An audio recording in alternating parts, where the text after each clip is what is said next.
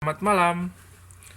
Eh, Malam hari ini kita akan mulai kelas kita. Ya, sudah ada beberapa pertanyaan yang masuk ya. Kalau nggak salah ada berapa ini? Total ada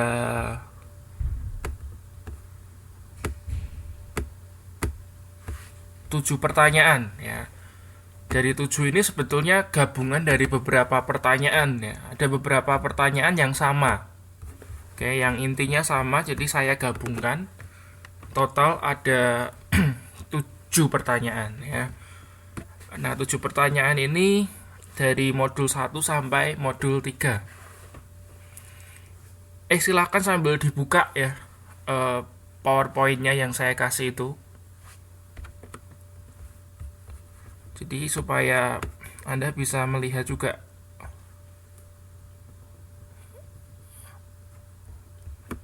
Oh, lama ya. Itu Mbak downloadnya pakai apa? HP atau pakai laptop? Oh, pakai HP. Kalau pakai HP, mohon maaf, itu resiko Anda ya. Soalnya memang kita belajar harus pakai laptop sih sebetulnya. Jadi untuk teman-teman di sini yang Anda kan masih semester awal itu kan, diusahakan Anda sorry, sebentar.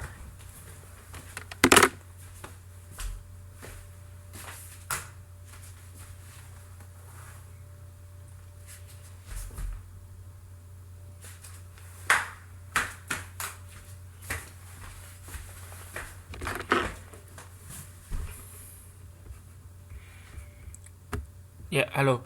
Diusahakan Anda punya apa? Laptop ya. Soalnya ini yang akan mendukung kegiatan belajar Anda.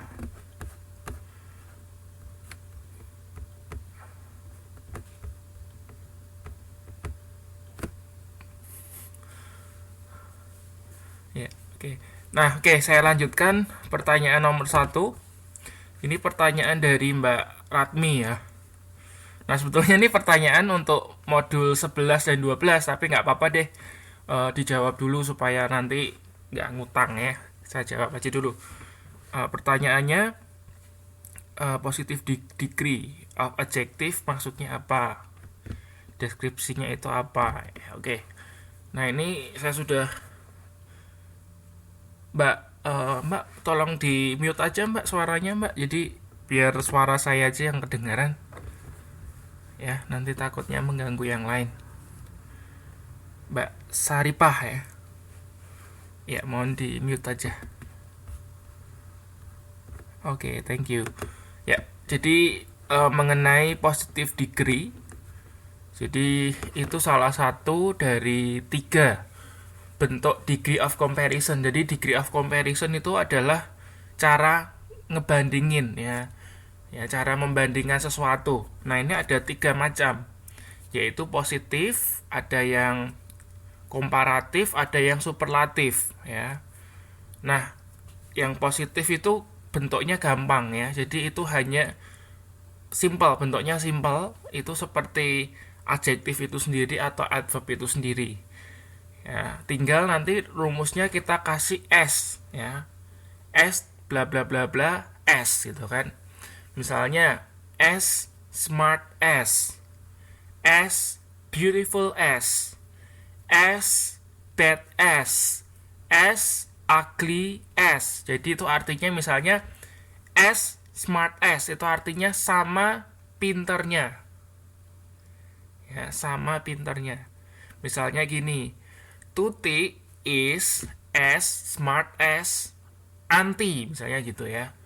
Tuti sama pinternya seperti Anti. Nah, itu maksud dari positive degree ya. Jadi sama seperti. Ya, sama pinternya seperti. Itu rumusnya S bla bla bla bla S. Ya, gitu ya. Itu positif. Nah, kalau yang kedua komparatif. Nah, komparatif itu artinya lebih ya, lebih. Misalnya gini tadi, Budi is smarter than Tony misalnya gitu ya. Berarti artinya Budi lebih pintar daripada Tony ya. Nah, ini kalau komparatif itu artinya lebih apa gitu kan. Nah, itu untuk rumusnya ya. Untuk rumusnya itu biasanya dikasih ER belakangnya ya. Kayak misalnya smart jadi smarter ya kan. Terus misalnya big jadi bigger, small jadi smaller. Nah, selain ditambahi ER ya, ada juga yang dikasih depannya itu more. Ya, depannya dikasih more. Misalnya gini. More beautiful. Ya, atau enggak more apa lagi? Intelligent. Jadi untuk kata sifat yang terdiri lebih dari 2 suku kata ya, itu menggunakan more ya. Kayak beautiful itu kan ada 3 suku kata ya. Beautiful itu 3, makanya dikasih more. Oke. Terus yang terakhir superlatif. Ya, super itu artinya apa? Ada yang tahu nggak super itu artinya apa? Ya, paling, betul sekali ya. Jadi misalnya paling cantik. Ada yang tahu nggak apa bahasa Inggrisnya? Paling cantik. Ya, the most beautiful. Betul sekali. Jadi kalau untuk superlatif ini rumusnya the most, kemudian kata sifatnya atau kata adverbnya ya. Atau ya, cara yang kedua atau rumus yang kedua dikasih est belakangnya ya. Misalnya gini, paling besar apa? Paling besar. Kalau besar kan big ya. Ya, the biggest ya, the biggest. Itu artinya paling besar. Nah, itu positive degree ya. Jadi saya ulangi lagi, positive degree itu artinya untuk menyatakan sama bla bla blanya seperti gitu kan. Mau sama cantiknya, sama pinternya, sama rajinnya gitu kan. Nah, itu artinya positive degree. Oke, sampai ini ada pertanyaan Mbak Ratmi atau teman yang lain? Sudah jelas belum? Ya, bisa ditangkap ya. Kalau Anda mau jawab, misal saya tanya ya, kemudian Anda tahu jawabannya, boleh Anda aktifkan mic. Harusnya saya kasih poin ya untuk yang aktif ya. Tadi yang bisa jawab siapa ya namanya ya? Supaya saya bisa kasih poin ini. Ya pokoknya nanti semua ya, nanti kalau misal saya tanya gitu ya, terus Anda bisa jawab, nanti saya kasih poin ya. Tadi yang bisa jawab siapa saja tadi namanya?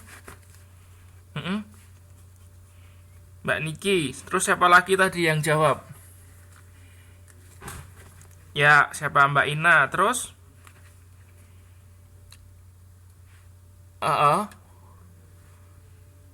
Mbak Kenny. Terus? Mbak Teni ya. Oh ya, enggak apa-apa. Nanti pokoknya ke depan kalau misal saya tanya ya, Anda boleh jawab. Terus siapa lagi? Mbak Niki, Mbak Ina, Mbak Teni. Siapa lagi tadi yang jawab? Mbak Ratmi. Ya. Oke. Udah ya, saya lanjutin kalau nggak ada lagi pertanyaan. Terus kita menuju ke pertanyaan kedua. Ini dari pertanyaannya Mbak Ani. Ini sebetulnya Mbak Ani tanya, terus Mbak siapa lagi ya? Mbak Teni juga tanya mengenai indefinite pronoun ya. Terakhir kan Mbak Teni tanya, tapi nggak saya masukin, maksudnya sama karena pertanyaannya sama kan mengenai indefinite pronoun. Aduh, kalau putus-putus itu biasanya masalah di itu jaringan. Ya, jaringannya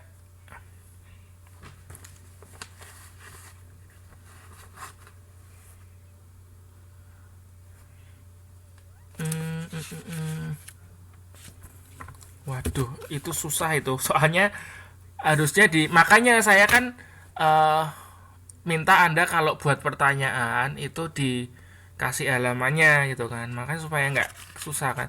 Nah, untuk tadi pertanyaan pertama tadi dari punya Mbak Ratmi ya, halaman modul 11 itu modul 11 tapi halaman berapanya saya kurang tahu ya.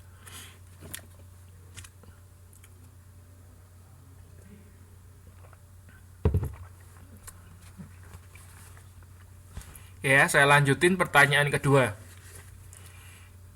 Pak Dev, bisa tolong dijelaskan perbedaan someone, somebody, anyone, anybody, everyone, everybody, dan penggunaannya yang tepat. Ini halaman 1.21. Ya. Halaman 1.21. Nah, jadi itu mengenai indefinite pronoun. Jadi itu pronoun yang menunjukkan tidak tentu ya. Tidak tentu itu maksudnya seseorang gitulah ya. Seseorang, kalau seseorang itu kan berarti siapa kan nggak tahu gitu kan. Nah, kalau kayak he itu tahu, oh dia laki-laki gitu kan. She dia perempuan. I, oh itu saya, berarti kan jelas orangnya yang mana. Tapi kalau indefinite itu seseorang ya. Jadi makanya itu dikatakan tidak tentu. Nah, ini kalau ditanyakan perbedaannya ya, ini ada satu artikel yang saya bagikan. Sebetulnya ini juga pernah ditanyakan mahasiswa UT Taiwan 2 semester lalu, namanya Bu Rini. Saya tahu, saya kenal. Ya, ini sebetulnya untuk jawabannya itu agak susah gitu ya. Karena sebenarnya tidak ada perbedaan, Mbak, ya, antara somebody, someone gitu ya. Pakai body atau one gitu ya. Itu maksudnya tidak ada perbedaan yang itu besar gitu kan. Cuman ini gini, di artikel ini dikatakan bahwa yang membedakannya kalau one itu lebih formal daripada body gitu ya. Jadi someone itu lebih formal daripada somebody. Itu ya perbedaan yang mungkin bisa menjawab. Ya, jadi kalau kita maksudnya formal itu misalnya kita ngomong di rapat gitu ya, atau di misalnya di ya pokoknya yang di suasana formal gitu ya, itu penggunaan one itu lebih formal jadi daripada body ya. Itu aja sih kalau yang bisa saya jawab mengenai perbedaan pakai one atau pakai body itu seperti itu. Tapi basically tidak ada perbedaan besar. Gimana, Mbak?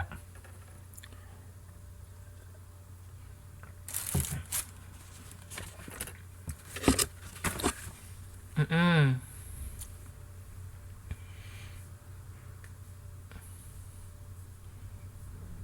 Gimana, Mbak? Sorry.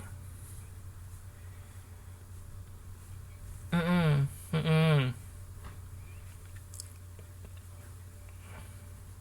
Mm-mm. Mm-mm. Mm-mm. Iya, betul sekali. Ya sebetulnya kalau kita ngomong ya enggak gini. Jadi pada dasarnya itu tidak ada perbedaan, Mbak, antara someone dengan somebody.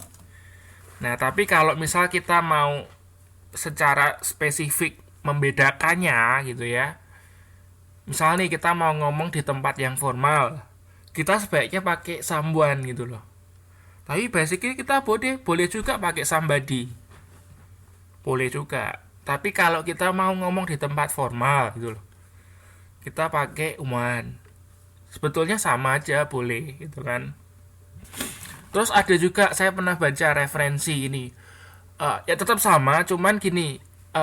Kalau misal kita pakai dalam pengucapannya itu lebih gampang pakai yang mana gitu loh.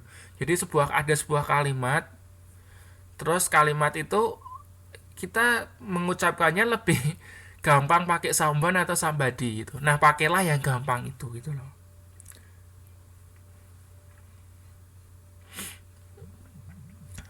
Mm-mm.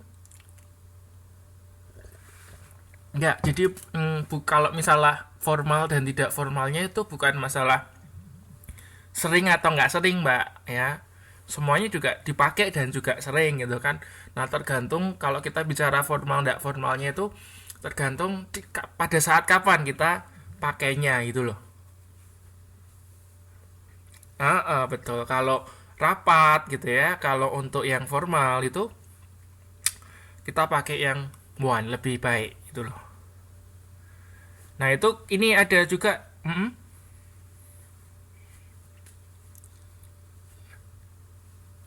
apa? Sintesis.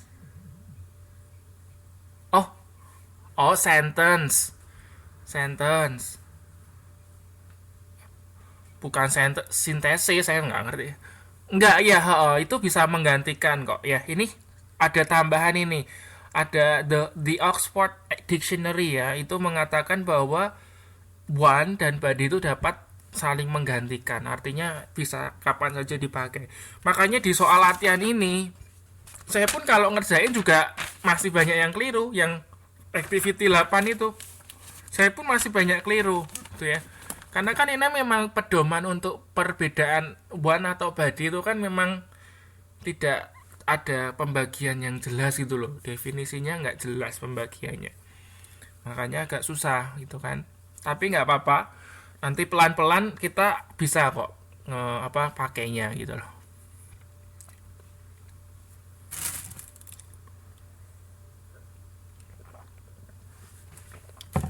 Gimana Mbak Ani?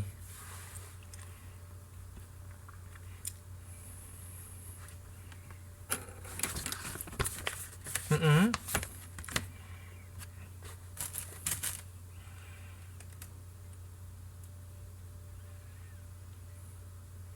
Iya, makanya formal itu makanya sifat dari formal ya, conversation yang formal itu memang lebih tajam daripada yang non formal. Iya, betul. Heeh, heeh.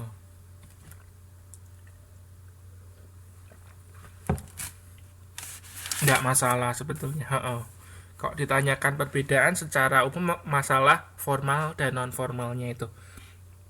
Tadi siapa yang tanya tadi someone is knocking tadi siapa ya? Mbak Teni ya? Mbak Ani? Oh, Mbak Teni. Mbak, bacanya bukan knocking ya. Ya, bacanya yang betul apa? Ada yang tahu nggak? Ya, Mbak knocking. Siapa nih yang barusan jawab ini? Enggak, bukan. K-nya nggak dibaca ya. Knocking, ya kan? Ah, ingat nggak saya pernah juga jelaskan pada saat TTM, ya kan? Saya sudah jelaskan kalau K di depan, terus W, ya kan? Nggak perlu dibaca. Masih ingat ya? Jadi K, terus W, C, ya. K, W, C itu nggak dibaca kalau setelah huruf itu ada huruf konsonan. Ya, misal, ya. Apa? Ya, jadi kan makanya kita nggak bilang do you know kan? Karena bukan do you know kan? Do you know kan?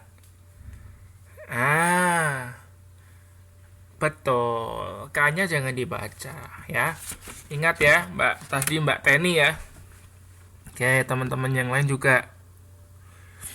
Oke, saya lanjutin.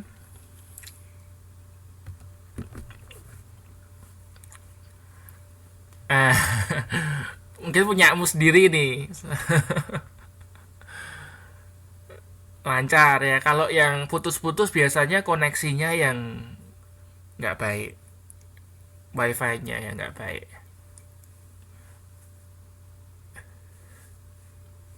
Dari kartunya juga bisa. By the way, ini Hong Kong dingin nggak nih? Dingin ya? Uh, uh, Terus salju nggak? Kemarin tempat saya salju loh.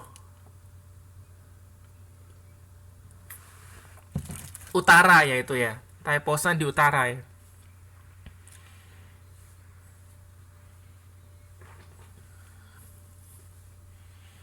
Oh, New Territory ada salju ya. Ada kemarin, aduh, banyak yang meninggal loh di Taiwan. Ada juga yang meninggal.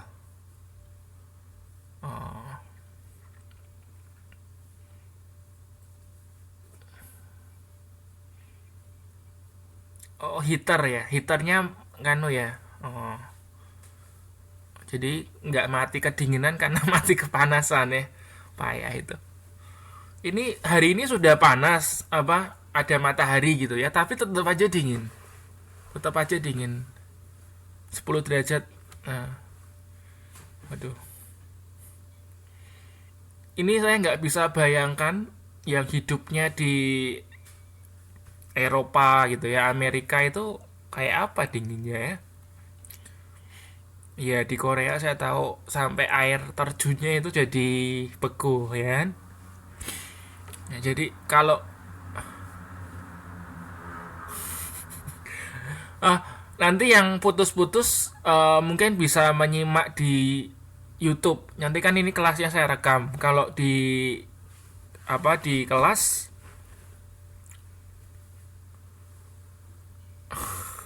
nah itu kan resiko Anda soalnya jaringannya yang nggak itu ya kan.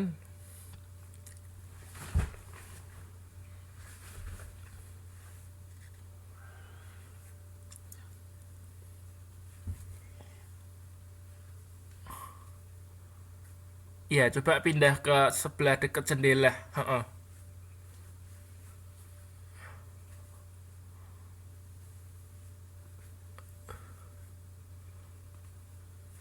Ya, oke.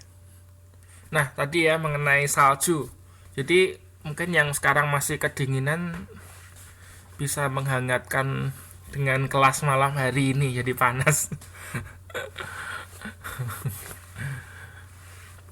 Ya, oke, saya lanjutkan ke pertanyaan ketiga ya. Ini ada pertanyaan dari Mbak Ina, juga dari Mbak Yeni, Mbak Kristi sama ini pertanyaannya. Sorry, Mbak Ina dan Mbak Yeni nih tanyanya sama mengenai finite, infinite verb. Ini sudah dijawab Mbak Kristi. Mbak Kristi online nggak ini?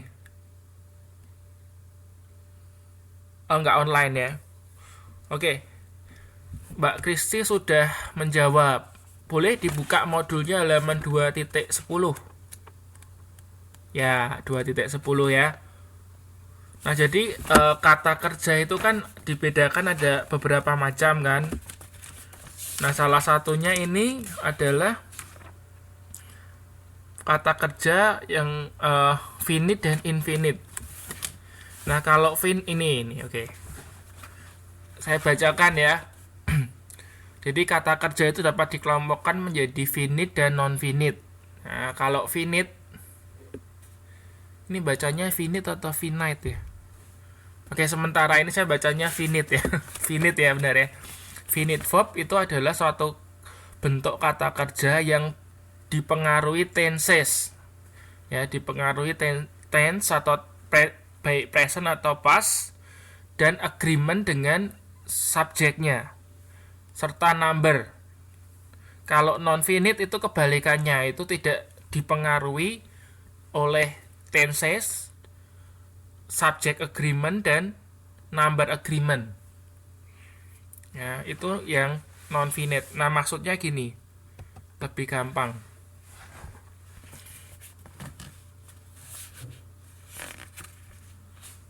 Nah, misalnya berdasarkan tensesnya dulu ya. Berdasarkan tensesnya dulu. Kalau misalnya gini, saya mau ngomong Julia berenang. Berenangnya hari ini. Ngomongnya gimana? Salah.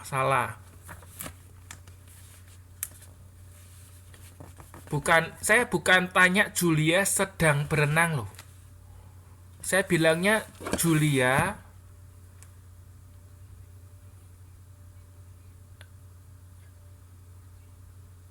belum ada yang benar itu jawabannya. Salah. Jangan ngomong semua sebentar. Saya bingung.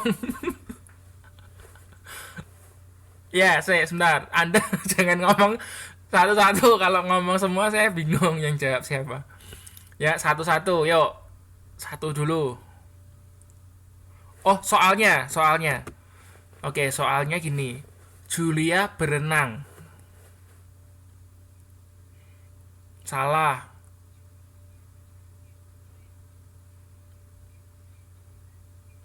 Nah, itu betul. Siapa yang terakhir itu? Oh ya, Mbak Ina betul ya. Ya, sebentar, saya kasih poin dulu ya. Julia swims ya. Oh, ada S belakangnya. Soalnya tadi kalau nggak pakai S salah. Siapa tadi yang jawab pakai S? Oh ya, oke, saya kasih poin juga. So- soalnya kan tadi ngomongnya rebutan, jadi saya nggak kedengeran jelas ya kan. Oke, jawabannya Julia swims. Ada S-nya. Ya, itu karena menggunakan simple present tense. Ya, menggunakan simple present tense. Nah, subjeknya kan ini bukan masalah subjek ya, bukan. Ya juga subjek juga sih sebetulnya. Oke, pakainya berarti kata kerjanya swims ya kan? Oke. Nah, terus kalau past tense, misalnya Julia berenang, tapi berenangnya kemarin gimana ngomongnya?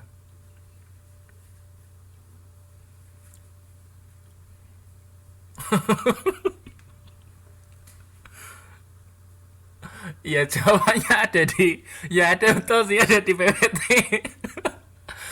Ya, ya Julia Swam. Itu Mbak siapa sih kok malah membocorkan nih?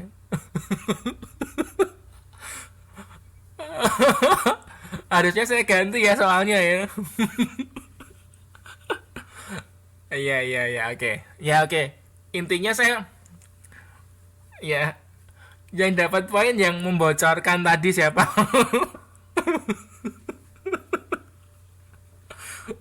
Jangan dibocorkan dong. Ya, nah. Harusnya rahasia ya. Ya ya ya ya oke. Ya oke. Tapi intinya gini, saya mau sampaikan bahwa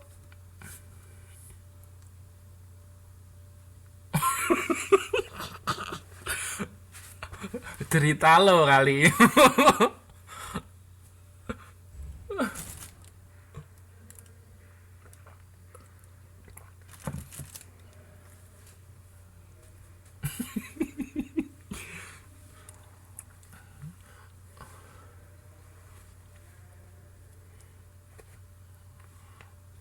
Ini kalau misal teman-teman di ini ya kejar paket C Taiwan bilangnya gini, wah itu tergantung amal dan ibadah masing-masing itu. Ya itu amal amal ibadahnya kurang banyak ya, jadi putus-putus.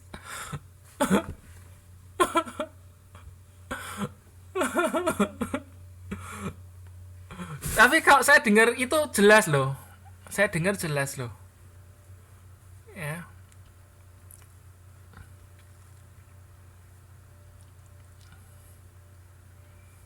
Ya, coba pakai headset betul.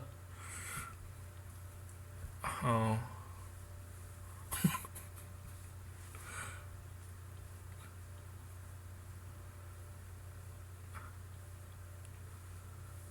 ya oke, saya lanjutin ya.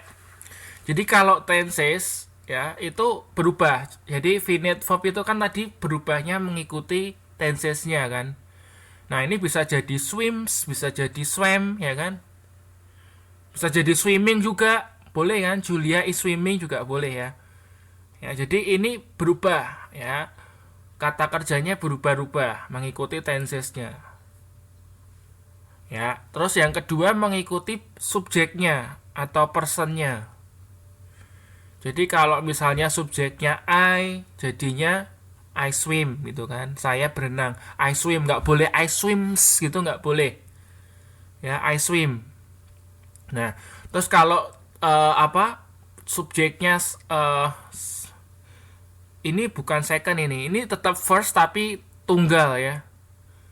Jadi pak tunggal tapi jamak sorry. Tunggal tapi jamak. Subjeknya tunggal tapi jamak. We swim sama tetap pakai swim ya. Terus yang kalau misalnya kata kerjanya ketika